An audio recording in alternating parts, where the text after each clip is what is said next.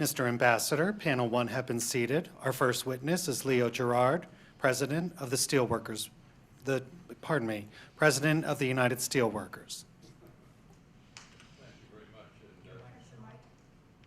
Thank you very much, and thank you, Ambassador Furman, and your colleagues. I am the President of the United Steelworkers Union, and we represent 1.2 million active and retired workers. We're the largest industrial union, really a commodities union now in North America. We represent workers not just in the steel industry, but in other metals mining, plastics, rubber, glass, paper, and many other industries. This hearing is focused primarily on the steel industry, but let me say that America's manufacturing industries are under attack from China in particular, but other countries as well, from global overcapacity in aluminum, paper, glass, rubber, tires, chemicals, and you heard about solar, also in refining, shipbuilding, and many others, the chemical industry. And they're facing the kind of injury, and in many ways, steel and aluminum are the canaries in the mine cage to see what we're going to do and how we're going to respond as they attack those other industries.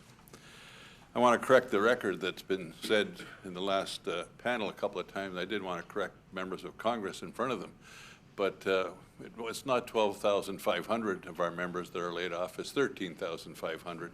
In addition to that, we know that there's 2,000 unrepresented workers from the management side that have been laid off as well in the steel industry.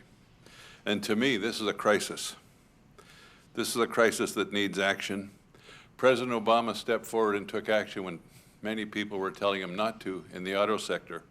And as you heard from Senator Brown and Senator Portman and Senator Klobuchar, the steel industry is an integral part of the auto industry. And it's now time for the President to lead and the administration to lead on finding resolutions to the issues in the steel industry. Last week, we had to file another anti-dumping and countervailing duty on cut-to-length plate. We now have had more than several AD/CVD pending cases, and we're winning all of those cases. And people will say, well, why do you win those cases? We win them because all we have to do is prove China's business model. But the problem with that is that in order to succeed, as you heard, and hopefully you'll enforce the new legislation that you've been provided with, but up till now, in order to win a case, we have to lose.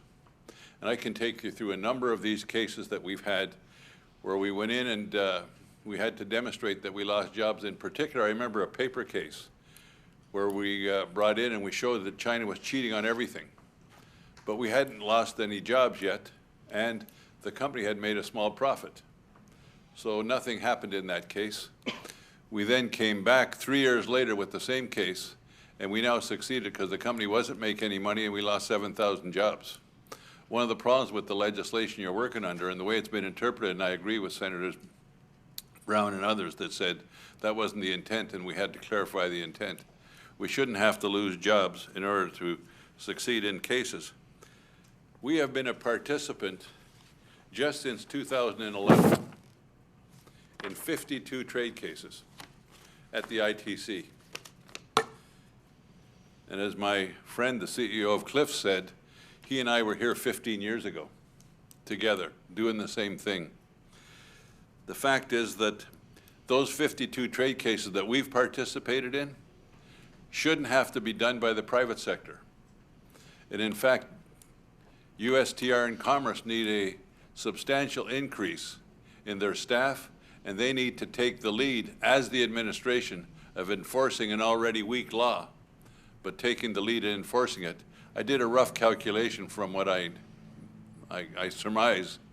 Those 52 cases have cost the private sector somewhere between $100 and $125 million just to process.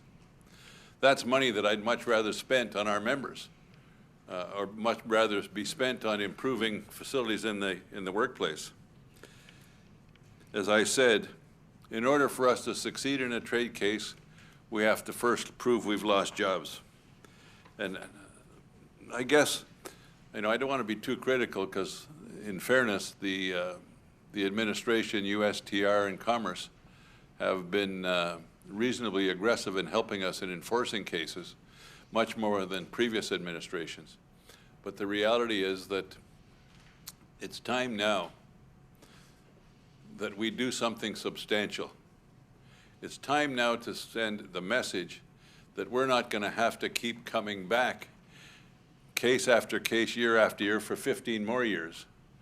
And in fact, the administration will say that they've created over 900,000 manufacturing jobs since the financial crisis.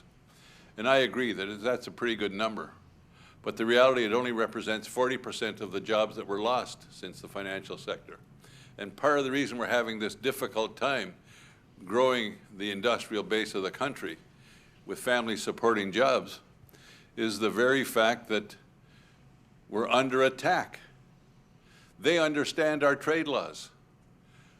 They understand that if we file a case and succeed, they can sit in the woods or they can try a diversion. And after 3 years, there'll be a review, possibly, or maybe no review, and then they'll do it again. Again, I don't want to talk just about the steel industry, but I want to point out that the steel industry is the canary in the mine cage. We filed a case on tires. We succeeded. The President helped us, a 421. The ambassador helped us do it. After 3 years, the remedy expired. Within 6 months of that expiration of the remedy, the Chinese put 50.7 million tires into our market in 6 months. Don't tell me they produced those tires as they were shipping them. They understood the system. They stockpiled them, and when the duty expired, they dumped them into the market, and we have to file the other case. We've already lost close to 8,000 members in that industry because of those kinds of things. And again, I think it's time that the administration spoke with a very loud and clear voice. And it's time that the administration led a 201. It's time that the administration put forward an investigation on our 232. It's time that the investigation was put in place for an IEPPA and look at those things and send a strong message to not just China, but to Korea, Japan, Russia, and those that are dumping into our market. The fact of the matter is, I actually believe in that thing, build it and they will come. And when I heard Congressman Levin talk about it's a global problem, it truly is. Close to 50,000 steelworkers were in the streets of Germany this week protesting what's going on. Workers in Britain will be participating with us at the OECD hearings. But I want to say this. If America leads by taking the initiative on having a strong enforcement message sent by the administration, not by the companies and the union, continuing to come here and put forward our cases, which we will continue to do. But if the administration takes a strong hand in leading, I truly believe others will as well. And I know this from my colleagues in the labor movement in Europe. Our labor movement in Europe is against market economy for China. But I'm not so sure about all the other governments in the EU. And so it's again important that the administration take a strong hand in making the point that they will not support market economy for China. Because on its face and on its facts, it isn't a market economy. Talked about state-owned enterprises and a question that the ambassador asked. We know that they're building state-owned enterprises not just in China, they're building them here in America to compete with us, state-owned enterprises that aren't even designed to make a profit. We know they're doing it in Brazil. We know they're doing it in other countries. And if we don't take strong, determinative action that drop the hammer on this, then we will continue to have our industry eroded. I'm not going to spend a lot of time saying about how it's important to national security, but I want to make a couple of more points. You've had a series of meetings with the Chinese. We developed a little paper that you all should have, and it's called Broken Promises. The first promise that was broken was in 2009, when they had 460 million tons of capacity, and they said that they were going to reduce that, they had 521 million tons, and they were going to reduce it to 460 million tons. That was in 2009. In 2010, there was another dialogue. I won't go through them because I'll take it to the end. In 2011, there was another dialogue. In 2013, there was another dialogue. In each one of those, they committed to reduce their capacity. And I can tell you that they went from the 460 million tons during that 5-year period to 1.2 billion tons. If that doesn't prove to you that job owning doesn't work, I don't know what will. They're dancing us over the cliff. So let me close because I know I'm running out of time. I want to make a couple of suggestions of what the administration can do. We need broad-based import restraints to the maximum, the kind that I referred to just a moment ago. We need comprehensible enforcement measures to reduce global overcapacity, and I don't think anybody will appear in front of you today or tomorrow that wouldn't be in favor of having the Commerce Department and the USTR have a substantial strengthening of your staff, support staff, so that we can have the USTR and Commerce take the lead on enforcing the laws that we're working under. We need a definitive statement from the administration, as I said, that China does not qualify as a market economy. And we need to work together, labor and government and management, to convince our friends in the EU to do the same thing. We need to continue the President's demand and fight for a strong growth in infrastructure, stimulating the economy. The economy still needs strong infrastructure and strong growth. We need to aggressively enforce and expand our domestic procurement policies. We need the retention of domestic procurement policies in international trade negotiations.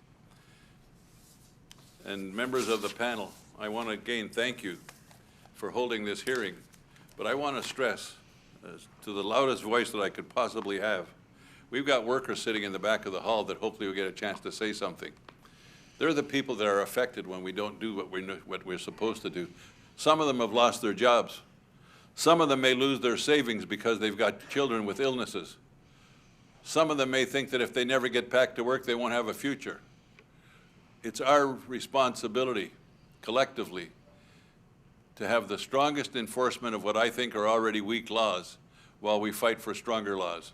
It's our responsibility to demand that the Commerce Department and the USTR's office be strengthened with more staff that are able to pursue these trade cases without having us to bring them to you and having our employers spend millions of dollars doing it. So thank you very much, and at some point I'm happy to take questions from one of you or all of you.